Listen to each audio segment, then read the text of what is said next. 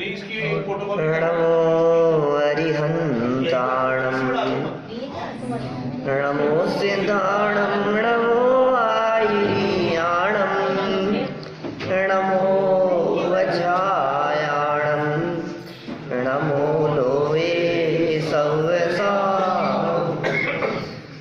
जिन स्वानुभूति से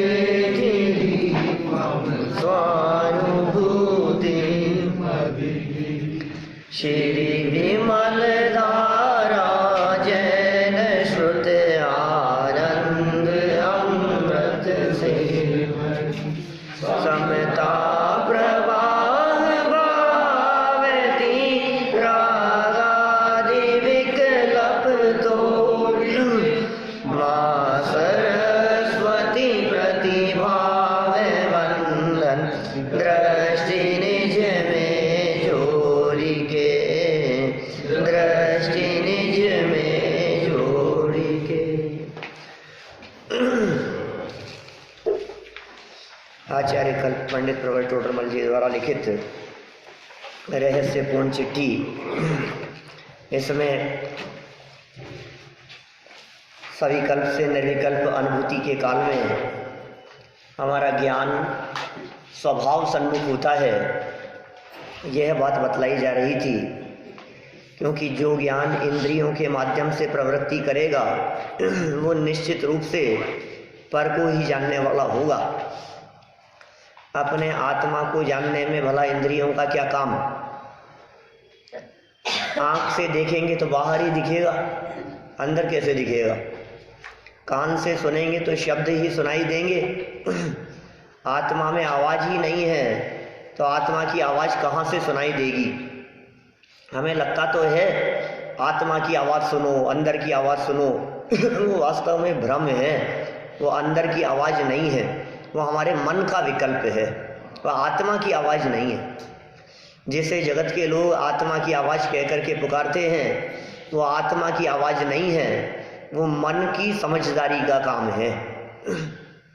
जो अंदर में विकल्प उठता है, ये काम गलत है, ऐसा करना चाहिए, ये जो उठी है ना बात अंदर में, ये विकल्प है मन का। क्योंकि आत्मा शब्दातीत है, आत्मा वचनातीत है। वचन शब्द ये सब पौद्गलिक हैं, उद्गल हैं। शब्द भले ही हमें आँखों से दिखाई नहीं देते हों, लेकिन शब्द के लिए जो भाषा वर्गणाएं हैं, जो पौद्गलिक वर्गणाएं हैं, वे पौद्गलिक वर्गणाएं स्पर्श रस गंध वर्ण से युक्त हैं। हमारे घ्राण की सामर्थ्य नहीं है कि हम उन वर्गणाओं के गंध को सूंघ सकें। हमारी चक्षु इंद्रिय की सामर्थ्य नहीं है कि हम उन वर्गणाओं को देख सकें। लेकिन सच्चाई यह है कि उन पौद्गलिक भाषा वर्गणाओं में भी पौद्गलिक होने के कारण, वे पुद्गल द्रव्य होने के कारण उसमें स्पर्श रस गंध वर्ण नियम से पाया जाता है। नियम है ऐसा। ऐसा नहीं है कि किसी में स्पर्श हो तो बाकी के गुण नहीं होंगे, किसी में रस हो तो अन्य नहीं होंगे। अरे जिसमें रस होगा उसमें स्पर्श रस गंध भी होंगे, वर्ण भी होंगे। जिसमें स्पर्श होगा उसमें रस गंध वर्ण भी होंगे। ये नियम से, जहाँ एक होगा वहाँ अन्य भी होंगे। ऐसा नहीं हो सकता किसी आत्मा में ज्ञान हो और दर्शन चारित्र आदि ना हो, किसी आत्मा में दर्शन चारित्र आदि हो लेकिन ज्ञान नहीं हो। ऐसा संभव नहीं है। वस्तु की जो प्रॉपर्टीज़ हैं, उसके जो खुद के गुण हैं अपने, वो नियम से उस वस्तु में होते ही हैं। मैं तो जब बात करता हूँ पुद्गल द्रव्य की विशेषताओं के संदर्भ में, तो मैं ये कहता हूँ कि शब्दों में इतनी ताकत है जो टकराते हैं। स्पर्श भी है इनमें, हम छू के नहीं देख पा रहे हैं लेकिन ये शब्द टकराते हैं। अभी यदि मैं बोलते हुए बीच में यदि ऐसे हाथ लगा दूं तो आपको निश्चित रूप से ऐसा पता लगेगा कि कोई चीज़ बीच में आ गई है, आवाज़ कम हो जाती है। आवाज़ कम हो जाती है। इसका मतलब वो भाषा वर्गणा के परमाणु दौड़ रहे हैं, उनकी तरंगें इधर से उधर दौड़ रही है। दीवार आ जाती है तो आवाज़ दूर तक नहीं पहुंच पाती है, कुछ आड़े आ जाता है तो उसके पीछे आवाज़ नहीं पहुंच पाती है। तो ऐसी स्थिति बनती रहती है। अनेक बार ऐसा भी होता है, बहुत दूर कहीं विस्फोट हुआ और वहाँ के विस्फोट की वजह से आपके घर में दरारें पड़ गई, ये क्या हुआ? मतलब वो विस्फोट की आवाज़, वो जो ध्वनि है वो इतनी तेज है, उसकी तरंगें हमारे स्पर्श में नहीं आ रही हैं वो, लेकिन दीवारों में दरार पड़ जाए ऐसी स्थिति है। तत्वार सूत्र महाशास्त्र के 5वें अध्याय पर व्याख्यान करते समय मैंने बहुत सालों पहले ये इस तरह के विषयों का खुलासा किया था, शब्द बंद सूक्ष्म स्थौल्य आदि का। माने ये जो पुद्गल हैं, इन पुद्गलों में भी कितनी ताकत है। पुद्गल द्रव्य और वैज्ञानिक आविष्कार, ऐसा एक लेख भी लिखा था बहुत सालों पहले, कई जगह प्रकाशित भी हुआ वो। उसमें भी मैंने इन सब बातों का खुलासा किया, पौद्गलिक शक्तियों के बारे में। जितने विज्ञान के आविष्कार और चमत्कार दिखाई देते हैं, इन सब में पौद्गलिक शक्तियां ही कार्यकारी होती हुई दिखाई देती है, क्योंकि पुद्गलों में एक समय में 14 राजू गमन करने की शक्ति है। ये जिनागम कह रहा है। अब हमें महिमा आती है कि यहाँ से बटन दबाया और नंबर वहाँ कैसे मिल गया। हमें आश्चर्य लगता है कि यहाँ हमने मेल लिख करके और सेंड पर क्लिक किया क्या, और वहाँ पहुँच गई हजारों किलोमीटर दूर। तो हमें ऐसा लगता है ये कैसे ट्रांसफ़र हो गई, तो हमें तो आश्चर्य लगता है, हमें तो असंभव बातें संभव होती हुई दिखती है। लेकिन सच्चाई यह है कि पुद्गलों में इस प्रकार की शक्ति है, पुद्गलों में गमन शक्ति है, पुद्गलों में सूक्ष्म रूप परिणमन करने की शक्ति है। ये पौद्गलिक शक्तियों के बारे में भी जब विचार करें, मैंने आगम प्रमाण से एक एक बात निकाल करके उन सब बातों को सिद्ध किया। खैर, मैं तो यहाँ ये बात कहना चाहता हूँ कि स्पर्श रस गंध वर्ण आदि जिसमें पाए जाते हैं वो पुद्गल है और वो इंद्रियों का विषय है। भगवान की वाणी शब्दों से करती है। भगवान की वाणी वचनात्मक है, भाषा वर्गणा है। जितनी भी ध्वनि है वो सब भाषा वर्गणा का काम है, चाहे वो ताली बजने की आवाज हो, पुद्गल ही तो है। पुद्गलों के आपस में टकराने से ध्वनि उत्पन्न होती है।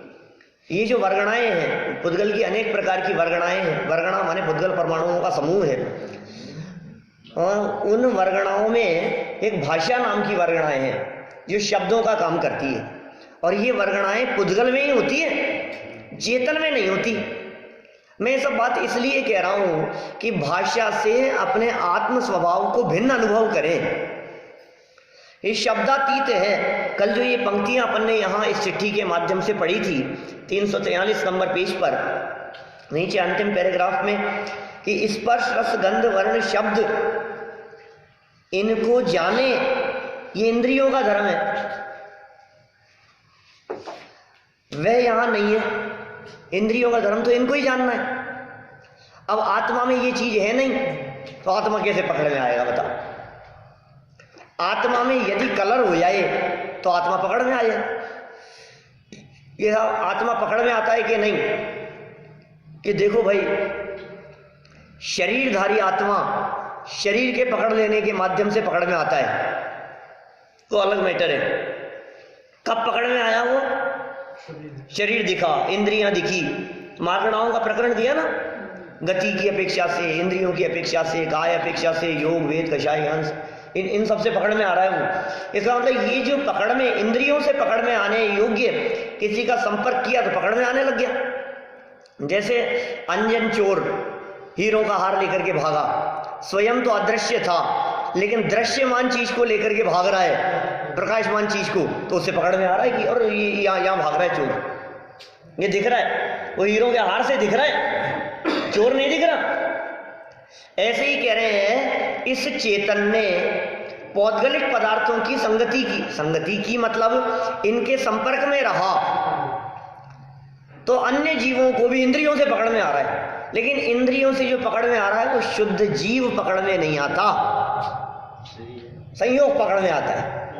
मिश्रण हो गया उसके। हाँ, मिल तो सकता ही नहीं है, संयोग था, बस उस संयोग से दिख रहा है। सच में यदि आपको शुद्ध आत्मा को पकड़ना हो, उस आत्मा की अनुभूति का जो ये विषय चल रहा है, उस आत्मा को पकड़ने के लिए आपको ज्ञान से पकड़ना पड़ेगा, इंद्रिय ज्ञान से नहीं। अतीन्द्रिय ज्ञान कार्यकारी होगा उसे पकड़ने के लिए। इंद्रिय ज्ञान से आत्मा पकड़ में नहीं आता, क्योंकि इंद्रियां पर को ही जानने में निमित्त बनती है। अतीन्द्रिय ज्ञान से पकड़ में आएगा, या जहां ज्ञान है देखो, पकड़ने वाला भी ज्ञान और पकड़ में आने वाला भी ज्ञान, समझ में आ रही है? कौन जाने? बोले ज्ञान जानेगा। कौन सा ज्ञान जानेगा? बोले अतीन्द्रिय ज्ञान जानेगा। अतीन्द्रिय ज्ञान का मतलब यहाँ केवल ज्ञान नहीं है। प्रवचन सार में अतीन्द्रिय ज्ञान केवल ज्ञान के अर्थ में प्रयोग किया प्रारंभ में। अभी यहाँ अतीन्द्रिय ज्ञान का मतलब इंद्रियों में प्रवृत्ति न करता हुआ ज्ञान, जो आत्मा को जानने के लिए प्रयत्नशील हुआ, उस ज्ञान को हम कहेंगे अतीन्द्रिय ज्ञान। वो अतीन्द्रिय ज्ञान आत्मा को जानने में प्रवृत्त होता है, उससे पकड़ में आएगा। अच्छा, अतीन्द्रिय से पकड़ में आया, आत्मा कैसे पकड़ में आएगा? बोले जहां ज्ञान है ना, वो आत्मा है। क्या?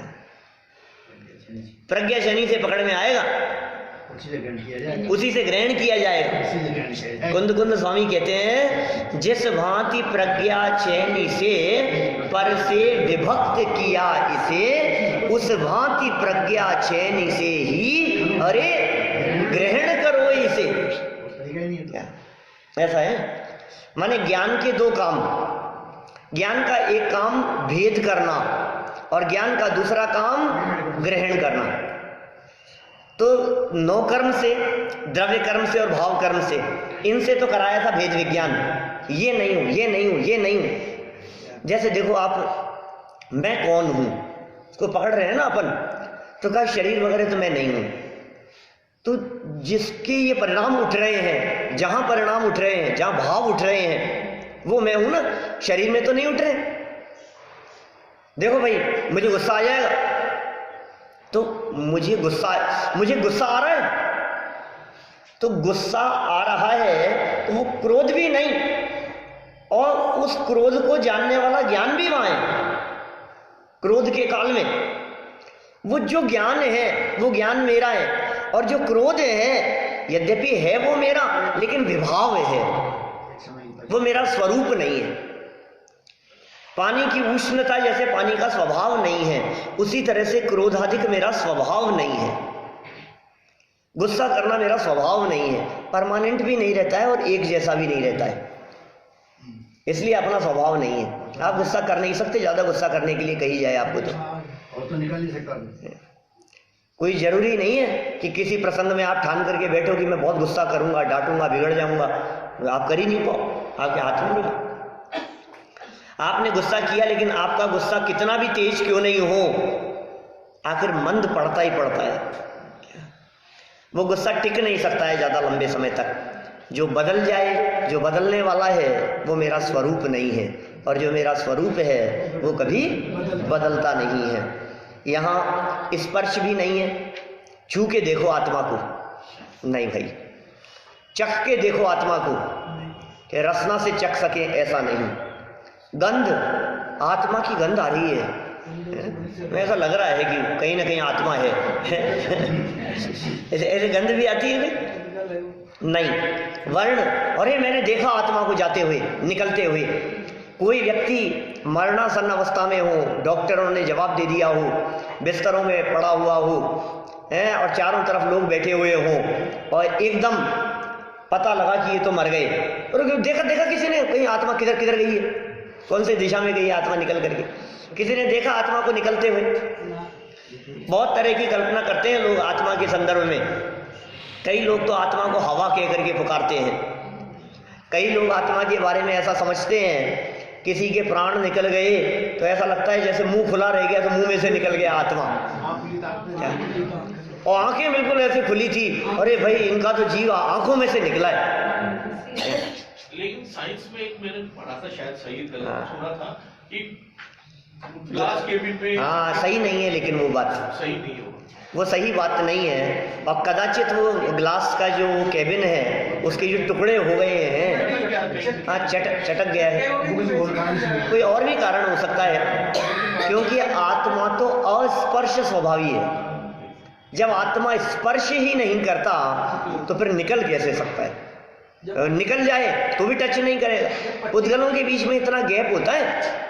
और छोड़िए, मैं कहता हूँ जो सूक्ष्म जीव होते हैं, क्या वो सूक्ष्म जीव भी टकराते नहीं है, वज्र की दीवार में से आर पार चले जाएं, सूक्ष्म जीवों की बात है, सूक्ष्म नाम कर्म का जिनके उदय होता है उनकी बात है। अप्रतिघाते शब्द का प्रयोग किया है तेजस और कारमान शरीर के लिए। प्रतिघात नहीं करते, टकराते नहीं है किसी से, सीधा निकल जाते। तो इसलिए ये बात जचती नहीं है। और भी कुछ कारण हो सकता है उस ग्लास के चटकने के पीछे, हमने भी इस प्रकार की बातें कई बार पहले सुनी है। लेकिन आत्मा जो है वो अमूर्तिक और अस्पर्श स्वभावी है। शरीर में से भी जब आत्मा निकलता है तो वो किसी हवा की तरह नहीं निकलता, जैसे बैलून में से हवा निकलेगी तो वो उसके मुंह में से निकलेगी, जैसे आत्मा निकलेगा इसमें से तो मुंह में से निकलेगा, ऐसा नहीं है। तो फिर क्या है स्थिति? सीधी सीधी सी बात है, जैसे शरीर की अवस्थाएं पूरे शरीर में से स्कैनिंग की तरह है? जिस आकार में बैठे हैं उसी आकार में आत्मा निकलता है और निकल करके चला जाता है। खैर हाँ वो अलग बात है, कोई बात नहीं, उससे क्या फर्क पड़ता है। हम तो ये कहते हैं भगवान की होती ही नहीं है, वो आत्मा है और ये पुद्गल है, दो द्रव्य न्यारे न्यारे है ना। अब क्यों विकल्प करते हो आप? देखो क्या कहते हैं यहाँ। अभी ये तो कहा इंद्रियों का धर्म, स्पर्श गंध वर्ण का, और मन का धर्म यह है कि अनेक विकल्प करे। इंद्रियों का धर्म माने इंद्रियां तो यही काम करेगी इनको ही जानने का, और मन का धर्म क्या है? विकल्प। विकल्प तरंगे जहां उठ रही है ये मन का काम है। वह भी यहाँ नहीं है, आत्मा में मन भी नहीं है। क्या आत्मा में मन नहीं है? हम तो फिर आत्मा के हम तो सकते आत्मा में मन होगा। अरे आत्मा में मन हो तो एक इंद्रिय से असंगी तक के सर्व जीवों के भी मन मानना पड़ेगा। क्या इसका मतलब आत्मा अलग है और मन अलग है, क्योंकि एक इंद्रिय जीवों के मन नहीं है ना, दो इंद्रिय तीन इंद्रिय चार इंद्रिय जीवों के मन नहीं है ना, असंगी पंचेंद्रिय जीवों के मन नहीं है ना। तो आत्मा है कि नहीं है? क्या आत्मा तो है। इसका मतलब अंतर दिख रहा है हमारे को, हमें साफ साफ ख्याल में आ रहा है कि मन अलग चीज है और आत्मा अलग चीज है। शरीर अलग है और आत्मा अलग है। विग्रह गति में शरीर नहीं रहता है, आत्मा रहता है। तो इससे तुरंत ख्याल में आता है कि मन भी अलग चीज है, वो भी यहाँ नहीं है। इसलिए यद्यपि जो ज्ञान इंद्रिय मन में प्रवर्तता था, वही ज्ञान इंद्रिय मन में प्रवर्तता था, मतलब इंद्रिय और मन के माध्यम से जो ज्ञान प्रवर्तता था, वही ज्ञान अब अनुभव में प्रवर्तता है। तथापि इस ज्ञान को अतीन्द्रिय कहते हैं। देखो क्या गजब बात कही है।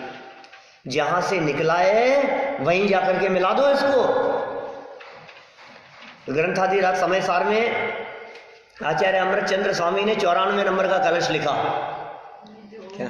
निज ओग से च्युत है, जल के प्रवाह के समान। 94 नंबर का कलश, बहुत बहुत सुंदर बात कही है। पढ़ ही रहे हैं आप लोग सभी। देखो क्या कहते हैं यहाँ, ये जो है ना वहां ये चर्चा 144वीं गाथा के बाद का कलश है। निज ओघ से च्युत जिस तरह जल ढाल वाले मार्ग में, बलपूर्वक यदि मोड़ दे तो आ मिले निज ओघ में। उस ही तरह यदि मोड़ दे बलपूर्वक निज भाव को, निज भाव से च्युत आत्मा निज भाव में ही आ मिले। क्या कहा है? समझ में आई क्या कुछ बात? किसी सरोवर से कहीं बांध टूट जाने से उसका जो पानी था वो बहने लगा। कहाँ बहने लगा? जहाँ ढाल था, ढलान था, जंगल में बहने लगा। अब क्या होगा कि वो पानी जो वहां से निकल गया और जंगल की तरफ बह रहा है, वो पानी बर्बाद हो जाएगा, मनुष्यों के किसी काम नहीं आएगा, जंगल में चला जाएगा, बह जाएगा, खत्म हो जाएगा। यदि वो बाहर निकल गया तो, अपनी सीमा से बाहर निकल गया तो। अब कोई समझदार इंजीनियर ये काम करे क्या कि वो जिस स्पीड से पानी बाहर आगे निकल रहा है उससे आगे जाकर उल ढाल को इस प्रकार आगे जाकर के उसी सरोवर में मिला देवे वापस, तो पानी जो बाहर निकल रहा है ना वो घूम करके वापस उसी में आकर के मिल जाएगा, तो पानी सुरक्षित हो जाएगा। ऐसे ही ये कह रहे हैं कि आत्मा से इंद्रियों के माध्यम से बहता हुआ जो ज्ञान पर में चला गया, विषयों के जंगल में बह गया, वो ज्ञान बर्बाद हो गया। क्या वो ज्ञान खत्म हो गया पर विषयों को जानने में। तो आप क्या करें कि उस ज्ञान को बुद्धिपूर्वक, जैसे ज्ञान का ना बलपूर्वक, बुद्धिपूर्वक, प्रयत्नपूर्वक, प्रयासपूर्वक आप अपने उपयोग को वहां से हटाओ और वहां से घुमाकर अपने में लाकर मिला दो। तो फिर क्या होगा, ये ज्ञान जहां से निकल रहा था यदि वहीं आकर के मिल जाए तो फिर अब इस पानी को नष्ट कोई नहीं कर सकता। ये ऐसा नहीं करते, ये जो बिजली के ऐसे चलते रहते हैं ना, प्लग लगा दिया आपने और पानी यहाँ से सर्कुलेशन चल रहा है और घूमता हुआ वो बहता रहता है। ये झरने झर रहे हैं, साइकिल चल रही है उसकी, बस पानी कितना सा है कि एक मग्गा पानी भी नहीं है क्या, और दिन भर पानी चलता रहे। ये क्या हुआ, रोटेट हो रहा है इतना सा, और ये क्या चल रहा है, ये तो आए जा रहा है कंटिन्यू। ये कहां से आ रहा है कि वापस उसको जोड़ दिया, उससे जहां से आए वहीं से उसको जोड़ दिया गया। यही काम करना है अपने को। आत्मा में उत्पन्न होने वाला ज्ञान स्वभाव से च्युत होता हुआ, इंद्रियों के माध्यम से प्रवृत्ति करता हुआ जो बर्बाद हो रहा था, अब यदि उस उपयोग को वहां से समेटकर अपने में ही लगा दिया जाए तो वो ज्ञान अतीन्द्रिय ज्ञान हो जाएगा, मानो वो ज्ञान अमर हो जाएगा। अब वो ज्ञान नष्ट नहीं होगा। उपयोग की एकाग्रता की बात है भाई। उपयोग जिनका स्वभाव में एकाग्र होता है, पंचेंद्रिय विषयों की तरफ जिनका उपयोग नहीं जाता है, उन्हें पंचेंद्रिय भोग, विषय, बाह्य परिस्थितियां तकलीफ देने में समर्थ नहीं होती। ये चमत्कार है, ये उपयोग का ऐसा चमत्कार है। जिनका उपयोग घुटने की तरफ जाएगा उनको घुटने के दर्द का एहसास हुए बिना नहीं रहेगा, और जिनका उपयोग वहां से हटकर अपने में चला जाएगा तो बाहर में कुछ भी हो रहा हो, परिस्थितियां कैसी भी चल रही हो, उपसर्ग हो रहे हैं बाहर में, पत्थर बरस रहे, क्या करते हैं बोलो ध्यान के काल में मुनिराज, क्या करते हैं? बाहर में जो संकट है ना, आंख बंद कर लेते हैं, उपयोग को अंदर ले जाते हैं, बाहर की तरफ देखते नहीं है। ज्यों-ज्यों बाहर में संकट बढ़ता है त्यों-त्यों उपयोग स्वभाव में एकाग्र होता है, और ज्यों-ज्यों स्वभाव में एकाग्र होता है त्यों-त्यों बाहर के संकट दिखाई नहीं देते, केवल ज्ञान की प्राप्ति हो जाती है। ये मति ज्ञान और श्रुत ज्ञान, जो मति श्रुत ज्ञान स्वभाव सन्मुख हुआ है, ये मति श्रुत ज्ञान केवल ज्ञान का अंश है। ये केवल ज्ञान में बदलने वाला है, थोड़े समय में अनंत ज्ञान में बदलने वाला है। अपने आत्मा को जान करके ये केवल ज्ञान में परिवर्तित हो जाएगा, ये मति श्रुत ज्ञान। इसलिए केवल ज्ञान का अंश कहा गया है इसको। हमारे उपयोग में इतनी ताकत है कि सामने होते हुए भी पदार्थ को न जाने। ज्ञान में इतनी ताकत है, सामने होते हुए भी नहीं जाने। हमारे उपयोग में इतनी ताकत है कि किसी की गलतियों को न देखें। हमारे उपयोग में इतनी ताकत है कि दुर्गुणों को न देखें और गुणों को देखें। दृष्टि न दोषों पर जावे, ये हमारे उपयोग में ताकत है।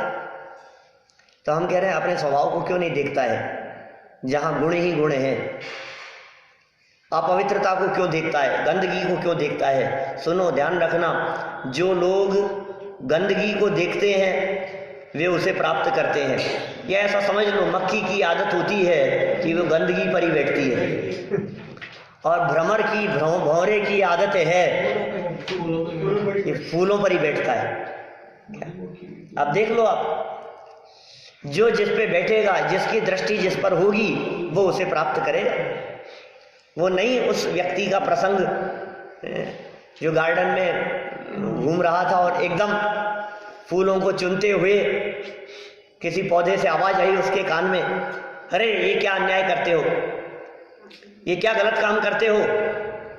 क्यों भैया, मैं क्या गलत काम कर रहा हूं कि तुम पौधों में से फूल फूल चुन रहे हो और कांटों को छोड़ रहे हो?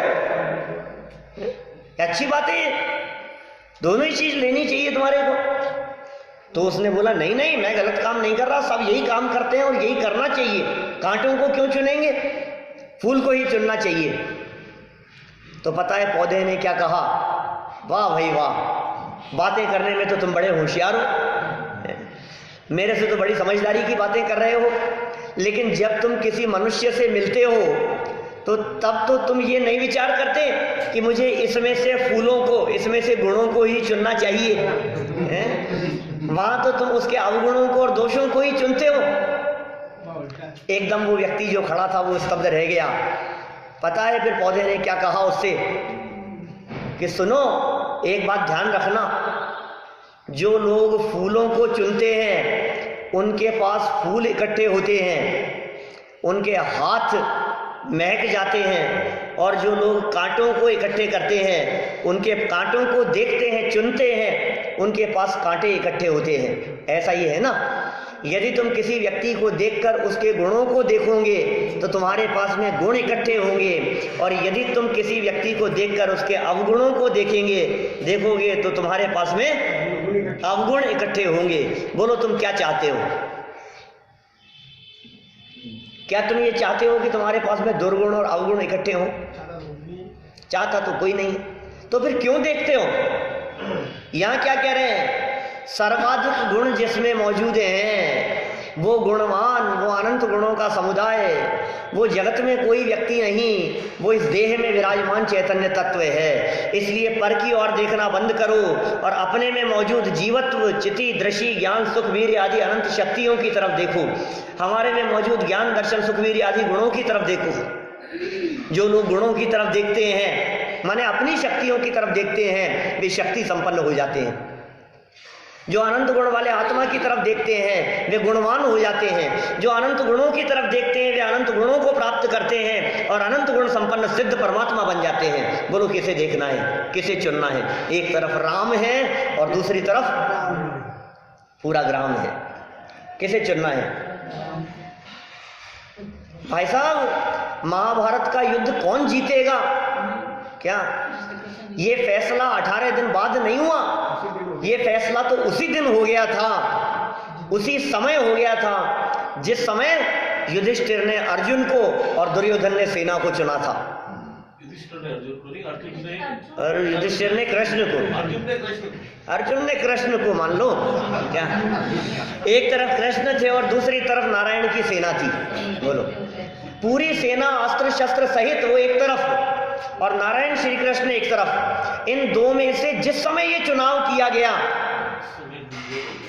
उसी समय पक्का हो गया कि युद्ध कौन जीतेगा।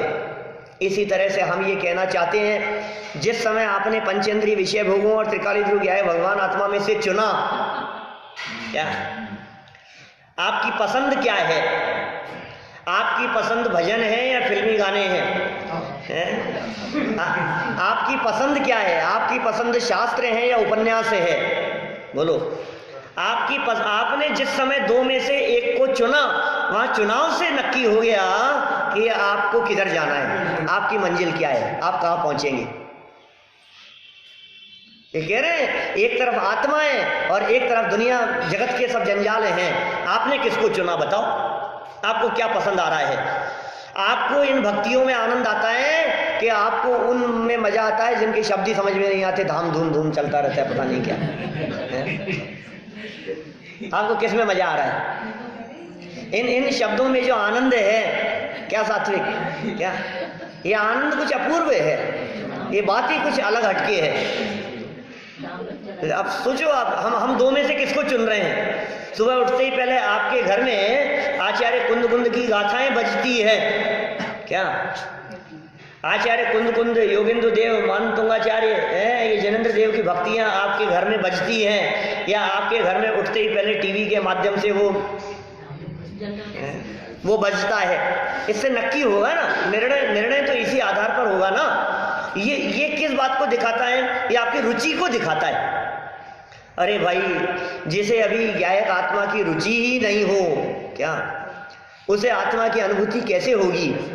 मुझे मालूम है सामने से आप लोग, कई लोग ये बात कहेंगे कि ऐसा मत कहो साहब, रुचि तो बहुत है हमारी, रुचि तो बहुत है हमारी। अरे रुचि अनुयायी वीर्य, जिधर रुचि होती है उधर पुरुषार्थ काम करता है।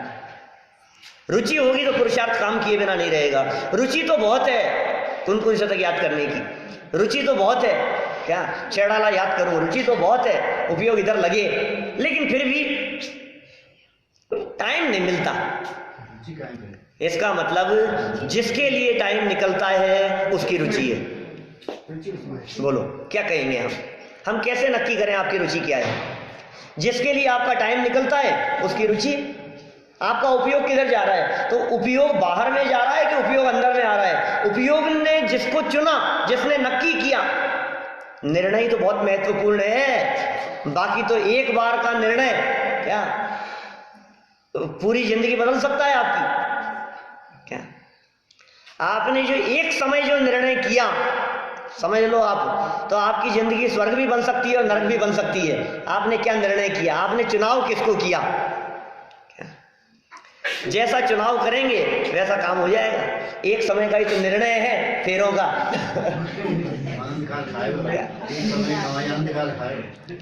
हम एक समय के निर्णय, सम्यक दर्शन एक समय का निर्णय है, त्रिकाल ध्रुव आत्म तत्व का, ये अपनापन करने योग्य, इसमें अपनापन किया, हो गया सम्यक दर्शन। अब सम्यक दर्शन और भेद विज्ञान हो जाने के बाद में फिर तो अनंत काल तक उस कमाई का उपभोग करेगा। बनारसी दास जी ने लिखा नाटक समय सार में, एक समय की कमाई तू अनंत काल खाएगो, और हम कहते हैं एक समय की चूक तू अनंत काल गंवाएगो। एक एक समय की चूक में तुम्हें अंदाजा नहीं है तुमने किसको चुना है। इस मनुष्य जन्म को प्राप्त करके तुम्हें आत्मा को चुनना चाहिए था, और मनुष्य जन्म प्राप्त करके देवगति की तरफ देखता है। तुझे अंदाजा है असंख्यात बार देवगति की प्राप्ति हुए तो एक भाव मनुष्य का मिलता है। क्या कह रहा हूं? बहुत बुद्धिपूर्वक कह रहा हूं। असंख्यात भव, असंख्यात बार जन्म देवगति में जाकर के लेवे, असंख्यात बार, 1 2 3 4 कितनी बार कह रहा हूं, असंख्यात बार देवगति में जाकर के जन्म लेवे, तब जाकर के एक बार जन्म मनुष्यों में होता है। एक भाव मनुष्य गति का मिलता है। कहां बैठे हैं हम लोग? और एक भाव जो मनुष्य का मिलता है उसमें आपके सब भाव आ गए। उसमें आपके सब्जी बेचने वाला भाव भी आ गया, कपड़े धोने वाला धोबी का भाव भी आ गया, नाई का भाव भी आ गया, बर्तन बनाने वाले, फुटपाथ पर रहने वाले, झोपड़ियों में रहने वाले, ये सब मनुष्य गति के भाव हैं। हिंदू मुसलमान सिख ईसाई सब भाव आ गए। उसमें मिलेच्छों के भाव भी आ गए मनुष्यों में। आर्य होना, फिर आर्यखंड में से जैन कुल में जन्म लेना, जैन कुल में जन्म लेकर के भी ये धर्म ध्यान की चर्चाएं सुहाना, जनवाणी की चर्चा सुनने के लिए आना और आत्मानुभूति की चर्चा करना। तो टोडरमल जी ने चिट्ठी के प्रारंभ में कह दिया था, ओहो भाग्यशाली हो आप, धन्य है वे जीव जो इस कलिकाल में शुद्धात्मा की चर्चा भी करते हैं, जिन्हें आत्मा की चर्चा भी सुहाती है। बहुत भाग्यशाली है वे जीव। रुचि देखना आप, जिसकी रुचि इधर है, इसका मतलब क्या होगा? टोडरमल जी कह रहे हैं तुम्हारी रुचि को देख करके हम कह सकते हैं कि ये जीव भगवान बनने वाला है। साधारण नहीं है ये बात। आप भगवान बनने वाले हैं, आप 3 लोक के नाथ बनने वाले हैं, ये पूजा करने वाले नहीं, आप वो हैं जिनकी पूजा की जाएगी थोड़े समय बाद में। जब हम सिद्ध चक्र विधान करते हैं तो अपने आप को अर्घ चढ़ाते हैं। मैं जब बताता हूं वो छंद जब आता है तो सभा में बैठे हुए लोगों को कि देखो आपने ध्यान दिया, अपने आप को अर्घ चढ़ाया यहाँ, क्योंकि जब भविष्यकालीन सर्व सिद्धों को अर्घ चढ़ाया जाता है तो हम भविष्य के सिद्धि तो हैं क्या? जब सिद्ध चक्र महामंडल विधान में जब भूतकालीन सर्व सिद्धों को अर्घ चढ़ाया है, भविष्यकालीन सर्व सिद्धों को अर्घ समर्पित किया, तो भविष्यकालीन सिद्ध कौन? ये तेरापंथी बड़ा मंदिर में बैठे हुए, इस मंदिर में बैठे हुए लोग, क्या हम लोग हैं भविष्यकालीन सिद्ध। अपने आप को अर्घ पहचानो, अपने आप को, अपने आप का स्वरूप पहचानने के लिए चर्चा चल रही है। ये स्वानुभव की बात है। देखो जरा क्या कहते हैं 344 पहली लाइन से देखो आगे। दुर्लभ है भाई जीवन, बहुत दुर्लभ है। तथा इस स्वानुभव को मन द्वारा हुआ भी कहते हैं। क्या कहा? स्वानुभव की जो चर्चा चल रही है, स्व अनुभव, इंद्रियों से तो होगा नहीं। अभी कहा इंद्रियों और मन से उपयोग को समेटकर अपने में लगाना है, तो कहा इस स्वानुभव को मन द्वारा हुआ भी कहते हैं, क्योंकि इस अनुभव में मति ज्ञान श्रुत ज्ञान ही है, अन्य कोई ज्ञान नहीं है। इसलिए मन द्वारा, तो सभी मति ज्ञान श्रुत ज्ञान है, तो फिर ये स्वानुभव ज्ञान द्वारा हुआ कहो ना, मन द्वारा क्यों कहते हो? क्योंकि मति श्रुत ज्ञान की प्रवृत्ति इनके माध्यम से होती है। अभी यदि इसको मति श्रुत की जगह अवधि ज्ञान से कहें तो हम कह देंगे बिना मन के डायरेक्ट हो गया। मने पर ये ज्ञान की बात कहें तो कह देंगे डायरेक्ट ज्ञान है, इंद्रिय मन की आड़त नहीं है। केवल ज्ञान से स्वानुभव की बात कहो तो कह देंगे प्रत्यक्ष ज्ञान है। लेकिन यहां तो कह रहे हैं मति श्रुत के माध्यम से होता है, तो मति श्रुत ज्ञान कैसे प्रवृत्ति करते हैं? बोले इंद्रिय मन से प्रवृत्ति करते हैं। तो कहा इंद्रियां तो पर को ही जानने में निमित्त होती है, और मन में भी विकल्प उठते हैं, तो ना तो विकल्प आत्मा है और ना स्पर्श गंध वर्ण शब्द आत्मा है, तो फिर इंद्रिय और मन का विषय आत्मा नहीं है। एक अर्थ तो ये हुआ। लेकिन कहीं कहीं शास्त्रों में इस स्वानुभव को मन जनित कहते हैं, तो उस मन जनित का क्या अर्थ है, उस मन जनित में क्या मर्म छिपा है, वो यहां पंडित जी बताना चाह रहे हैं। वो देखो आप, इस मन जनित का मतलब क्या है? क्योंकि जितनी भी प्रक्रिया संपन्न हो रही है, ये जो प्रोसेस स्वानुभव के लिए, अनुभव के पूर्व की जितनी प्रोसेस प्रक्रिया है, ये पूरी की पूरी प्रक्रिया मन में संपन्न होती है, विचारों में संपन्न होती है। विकल्पात्मक भूमिका, निर्विकल्प अनुभूति के लिए जो विकल्प चाहिए ना, वो विकल्प कौन सी जगह पर, वे विकल्प तरंगे कहाँ उठेगी? बोले विकल्प तरंगे मन में उठ रही है। वे विकल्प तरंगे चक्षु इंद्रिय से काम नहीं है, उन विकल्प तरंगों में कर्णेंद्रिय का काम नहीं है। हाँ देखो आप अभी सुनो, उन विकल्प तरंगों के पहले चक्षु इंद्रिय और कर्णेंद्रिय की भी अहमियत है। वो क्या अहमियत है? देशनालब्धि के लिए, वस्तु स्वरूप के विचार के लिए जनवाणी को पढ़ना, गहराई से उसका अभ्यास करना, इसके लिए चक्षु की जरूरत है। समझाने वालों के माध्यम से कर्णेंद्रिय को विषय बना करके इन बातों को सुनना, इसके लिए जरूरत है। समझ में आ रही है बात? तो कर्णेंद्रिय से आत्मा का, अरे कर्णेंद्रिय का काम तो सुनने मात्र का हुआ, विषय को समझने के लिए कर्णेंद्रिय का उपयोग हुआ। अब समझने के बाद अब कान से सुनना तो बंद करो, आंख से पढ़ने के बाद अब पढ़ना तो बंद करो। अब पढ़ना भी बंद कर दिया और सुनना भी बंद कर दिया, तो अब क्या करें कि अब तो जो बात प्रवचन में सुनी हो या जो बात शास्त्र में पढ़ी हो, उसका कुछ देर बैठकर विचार चिंतन करना कि मैं कौन हूं, आत्मा कौन है, क्या मैं स्वयं भगवान कैसे बन सकता हूं, भगवान कौन है, वे भी मेरे जैसे ही थे, इत्यादि बातों के बारे में शांत चित्त से बैठ करके विचार करना। और ये विचार किए बिना यदि उठ करके चले गए तो समझ लेना देव दर्शन पूरे नहीं हुए। बालबोध पाठमाला भाग 1 पाठ 4 देव दर्शन की विधि, क्या पहला भाग है, चौथे पाठ में देव दर्शन की विधि कहाँ संपन्न होती है? भगवान को देखो और अपने को देखो। बोलो क्या करना है? दर्पण का काम करते हो तो जिन दर्शन कर निज दर्शन पा, और जिन दर्शन तो किए और निज दर्शन ना हुए तो बोले तूने सच्चे जिन दर्शन किए नहीं। क्या बात कर रहे हो साहब, क्या हम तो रोज दर्शन कर रहे हैं। पिछले 30 साल में एक दिन ऐसा नहीं निकला जिस दिन हमने दर्शन नहीं किए हो। कौन से मंदिर के नहीं किए? हमने तो जयपुर के 350 मंदिरों के दर्शन किए। कई बार किए हमने। कौन से क्षेत्र के दर्शन नहीं किए? कौन से तीर्थंकर के दर्शन नहीं किए हमने? आदिनाथ से लेकर महावीर तक 24 तीर्थंकरों के दर्शन किए हैं हमने। भूतकाल 24 और भविष्य 24 के भी दर्शन किए हैं हमने। त्रिकाल 24 के दर्शन किए हैं। अरे भाई साहब हमने तो 30-24 के भी दर्शन किए हैं शिखर जी में। बोलो हमने विद्यमान 20 तीर्थंकरों के भी दर्शन किए हैं कि सुन, सबके पर के तो दर्शन किए, अपने दर्शन किए कि नहीं किए? क्या अपने दर्शन नहीं किए तो काम थोड़ी ना चलेगा। उनके दर्शन से क्या फर्क पड़ता है?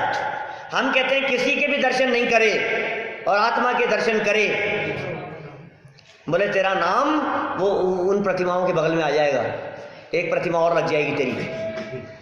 क्या कब लगेगी? लेकिन अपने को जानने की कीमत है। आज देखो, मुझे प्रसंग याद आता है इंद्रभूति का। कितने भगवानों के दर्शन किए थे उसने? एक के भी नहीं किए हैं? अरे जिस एक के सब भगवान करते हैं उसके कर लिए। समझ में आ रही है बात? भगवान जिसके दर्शन करते हैं उसके दर्शन कर लिए। ऋषभ देव से लेकर पार्श्वनाथ तक का तो नाम भी नहीं सुना था। महावीर स्वामी का नाम सुना होगा कदाचित, नमोकार मंत्र नहीं आता था। इंद्रभूति गौतम की बात कर रहा हूं। प्रथम शिष्य, मुख्य शिष्य और 500 शिष्यों के साथ में बैठा हुआ था। मैं कहानी पूरी नहीं सुनाना चाहता, क्या, क्योंकि मुझे घड़ी भी दिख रही है। कभी कोई यात्रा नहीं करी, कभी पूजन नहीं करी, 7 तत्व नहीं जानता, 6 द्रव्य नहीं जानता, 5 अस्तिकाय को नहीं जानता, देवशल गुरु का स्वरूप नहीं जानता, जैन नहीं है, ग्रहित मिथ्यात्वी है, 500 शिष्यों के साथ में बैठा हुआ है। हालत देखो उसकी क्या है, गर्व और घमंड अभिमान से चूर चूर है। और 64 दिन तक भगवान महावीर स्वामी की दिव्य ध्वनि नहीं गिरी, और इसलिए नहीं गिरी कि वो आएगा तो उपदेश होगा। तो गजब हो गया है। भगवान महावीर स्वामी भी किसका इंतजार कर रहे हैं? उस ग्रहित मिथ्यात्वी का इंतजार कर रहे हैं। इंतजार नहीं है, योग्यता उसमें है, पात्रता उसमें है। 64 दिन तक उपदेश नहीं हुआ, यहाँ तो 5 मिनट की प्रवचन में आने में देर हो जाए ना तो घड़ियां दिखने लगती है। क्या हुआ, आधा घंटा कोई आए नहीं, मान लो लेट हो जाए कि क्या चक्कर है यार, क्या कोई टाइम ही नहीं है, कोई फिक्स है? बोलो कैसी है स्थिति? अब सोचो आप, 64 दिन बाद में सौधर्मेंद्र को विकल्प आया, और विकल्प आने के बाद में फटाफट दौड़ता हुआ चला गया वहां ब्राह्मण का वेश बना करके इंद्रभूति के पास में। अब वहां जाकर के वेश बनाया, वृद्ध ब्राह्मण का वेश बना करके, और सामने जाकर के श्लोक धर दिया कि साहब मेरे जो गुरु हैं वो तो ध्यान में बैठे हैं, मेरे को एक श्लोक का अर्थ जानना है, आप बता दोगे क्या? संस्कृत के विद्वान, प्रकांड विद्वान, 4 पंक्तियां धर दी। ऐसे किंवदंती है, हम सुनते हैं ऐसा, त्रैकाल्यम द्रव्य षटकम नवपसहितम जीव षटकाय लेश्या पंचान्य चास्तिकाया व्रत समिति गति ज्ञान 4, ये 4 पंक्तियां उसने सुना दी वहां। मुझे इसका अर्थ जानना है। संस्कृत के प्रकांड विद्वान 4 पंक्तियों का अर्थ नहीं जानते होंगे? जानते तो थे, लेकिन मन में विकल्प चल रहे थे। राजेंद्र जी साहब, मन में विकल्प चल रहे थे, बताऊं कि नहीं बताऊं अर्थ? सामने 500 शिष्य बैठे हुए हैं कि क्यों विकल्प चल रहे थे? क्योंकि अर्थ बताने के बाद इसने यदि आगे प्रश्न कर लिया तो क्या होगा? अर्थ तो सीधा सीधा है, त्रैकाल्यम काल 3 है, द्रव्य षटकम 6 द्रव्य हैं, सीधा सीधा सा अर्थ है। 5 अस्तिकाएं हैं, 9 पदार्थ हैं। लेकिन इसने पूछ लिया 6 द्रव्य कौन से हैं, तो वो तो लिखा नहीं है। वो कैसे बताऊंगा मैं? श्लोक का अर्थ तो कर दूंगा, द्रव्य 6 होते हैं, पदार्थ 9 होते हैं, लेकिन यदि ये पूछ लिया कि 9 कौन से होते हैं, अर्थ तो वही आएगा ना जो श्लोक में। क्या होगा? इंसल्ट हो जाएगी इतने लोगों के बीच में। क्या बकता है, कहां से लाया है ये श्लोक, किसका शिष्य है तू? कि साहब मैं तो महावीर का शिष्य हूं, कि चल वहीं जाके बात करेंगे। और क्या चाहिए था वो लोग है? फिर क्या हुआ पता है? मन में क्या चल रहा है? मन में ये चल रहा है कि जाने कौन होगा महावीर। जब मैं चलूंगा ना और मेरे 500 शिष्य चलो सब साथ में, इतनों को देखेगा तो मेरे पैरों में आके पड़ जाएगा। ये दिमाग में था उसके। फिर क्या होना था? फिर चलते चले गए, और फिर क्या हुआ? मानस स्तंभ को देखते ही मान गलित हो गया, और फिर अंदर चलता जा रहा है और देख रहा है यहाँ त्रियंच गति के जीव सुनने बैठे हैं। ओहो, देवगति के जीव सुनने के लिए बैठे हैं, परस्पर बैर विरोध को छोड़ करके बैठे हैं। भूमि निष्कंटक दिखाई दे रही है, 6 ऋतुएं एक साथ फल रही फूल रही है। क्या हो गया? और देखा भगवान की तरफ, अधर है। बोलो आप, छत्र चमर वामंडल दिखाई दे रहे हैं, नेत्रों की पलकें नहीं झपक रही है, कैसा स्वरूप दिखाई दे रहा है उनका, शरीर की परछाई नहीं पड़ रही है, और देख करके वो तो देखता ही रह गया। और जब दृष्टि पड़ी प्रभु जी तुम पर, तो मानो भगवान ने क्या कहा कि मूर्ख क्या देखता है, देखने वाले को देख। जो ज्ञान पर को देखने का काम करता है, उस ज्ञान को देख, उस गायक को देख। और मानो मौन उपदेश को इंद्रभूति ने सुन लिया। और फिर क्या था? फिर तो आत्मदर्शन पूर्वक बाहर में कपड़े उतरने लगे और अंदर में गुणस्थान चढ़ने लगे। अंदर में गुणस्थान चढ़ रहे हैं क्या, और बाहर में सीढ़ियां चढ़ता हुआ दिखाई दे रहा है। बाहर में सीढ़ियां चढ़ता हुआ दिखाई दे रहा है और अंदर में कर्म झड़ते दिखाई दे रहे हैं। क्या काम हो रहा है बोलो? ये काम हो गया। ऐसे दर्शन किए उसने जीवन में एक बार महावीर स्वामी के। महावीर स्वामी के क्या किए? उनके उपदेश को सुनकर आत्मा के दर्शन किए। ऐसे दर्शन करो भैया, तो दर्शन करने की सार्थकता है। बाकी तो दुनिया में बहुत दर्शन किए, अनेक बार दर्शन किए, उससे कुछ होने वाला नहीं है। जिन दर्शन करके आत्मदर्शन प्रकट हो जावे, तभी स्वानुभव होता है, तभी अतीन्द्रिय आनंद का रसास्वादन होता है। ऐसा आनंद हम सभी के जीवन में शीघ्रातिशीघ्र प्रकट हो, ऐसी अवस्था प्रकट हो, इसी मंगल भावना से बात को